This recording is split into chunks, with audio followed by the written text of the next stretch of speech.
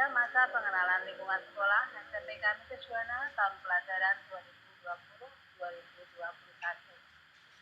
Saya, Josephine Nika SPD, pagi ini akan memberikan materi pengenalan kurikulum 2013.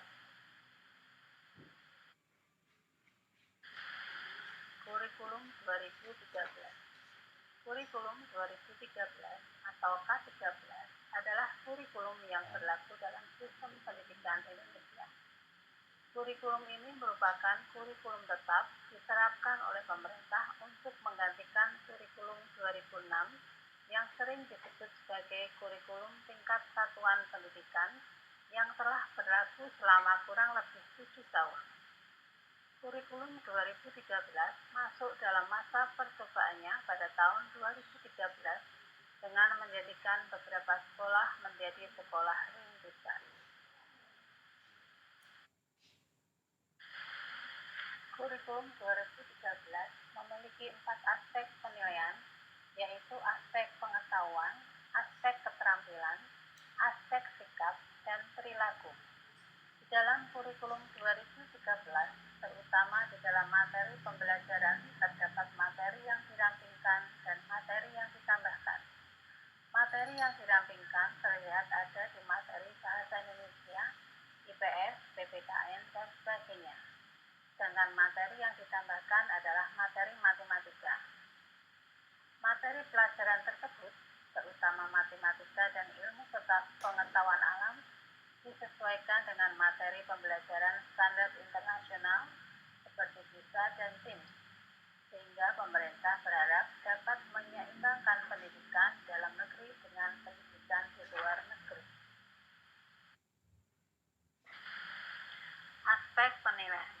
Ada 4 aspek penilaian dalam kurikulum 13. 1. Keterampilan atau kompetensi inti 4. 2. Pengetahuan atau kompetensi inti 3. 3. Sosial atau kompetensi inti 2. Dan 4. Spiritual atau kompetensi inti 1. Penilaian keterampilan. Pengertian penilaian keterampilan adalah penilaian yang dilakukan untuk menilai kemampuan peserta didik menerapkan pengetahuan dalam melakukan tugas tertentu. Keterampilan dalam kurikulum 2013 meliputi keterampilan abstrak atau berpikir dan keterampilan konkret atau kinestetik. Penilaian keterampilan menuntut peserta didik mendemonstrasikan suatu kompetensi tertentu. Penilaian ini dimaksudkan untuk mengetahui apakah pengetahuan KD pada KI 3 yang sudah dikuasai peserta didik dapat digunakan untuk mengenal dan menyelesaikan masalah dalam kehidupan sesungguhnya atau real life. Teknik penilaian keterampilan. Penilaian keterampilan dapat dilakukan dengan berbagai teknik, antara lain penilaian praktek kinerja, proyek, portofolio, atau produk. Teknik penilaian lain dapat digunakan sesuai dengan karakteristik KD pada KI 4 mata pelajaran yang akan diukur. Instrumen yang digunakan berupa data cek atau skala penilaian atau rating scale yang dilengkapi rusik. Skema penilaian keterampilan dapat dilihat pada gambar berikut. Selanjutnya, kita akan membahas tentang penilaian pengetahuan. Penilaian pengetahuan merupakan penilaian untuk mengukur kemampuan peserta didik berupa pengetahuan faktual, konseptual, prosedural, dan metakognitif, serta kecakapan berpikir tingkat rendah sampai tinggi.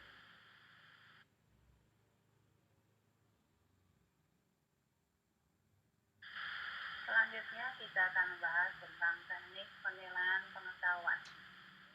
Berbagai teknik penilaian pengetahuan dapat digunakan sesuai dengan karakteristik masing-masing KD. Teknik yang biasa digunakan adalah tes tertulis, tes lisan, dan penugasan. Skema penilaian pengetahuan dapat dilihat pada gambar berikut.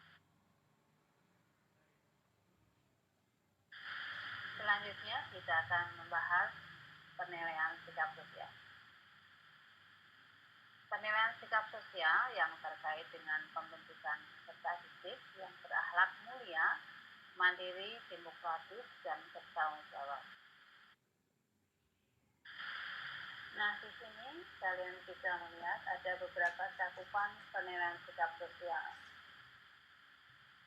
Apa saja itu? Kita lihat yang pertama adalah jujur, disiplin, tanggung jawab, gotong royong, kerjasama, toleran, damai, santun, responsif, dan percaya diri.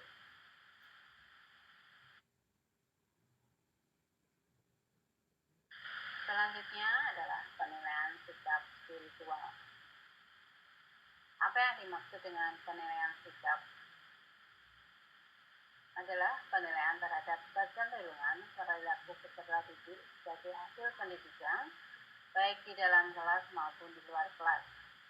Penilaian sikap memiliki karakteristik yang berbeda dengan penilaian pengetahuan dan keterampilan, sehingga teknik penilaian yang digunakan juga berbeda. Teknik penilaian sikap.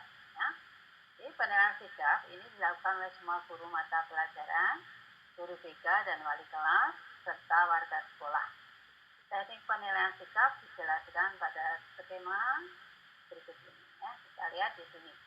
Penilaian sikap ada dua, yang utama, kemudian yang kedua penunjang. Yang utama juga dibagi dua lagi. Di sini yang pertama, observasi oleh guru mata pelajaran selama 1 semester. Jadi observasi ini dilakukan selama proses pembelajaran dan di luar pembelajaran. Kemudian penilaian sikap utama yang kedua adalah observasi oleh guru BK dan wali kelas selama 1 semester. Observasi ini dilaksanakan di luar jam pembelajaran, baik secara langsung maupun berdasarkan informasi atau laporan yang valid. Kemudian penilaian sikap penunjang. Di sini ada penilaian diri dan penilaian antar teman. Penilaian diri dan penilaian antar teman ini nanti dilaksanakan sekurang-kurangnya 1 kali dalam 1 semester. Dan apa saja yang akan kalian dapatkan selama kalian nanti akan belajar di SMP selama 3 tahun ke depan? 1. Pendidikan agama dan budi pekerti. 2. PPKN.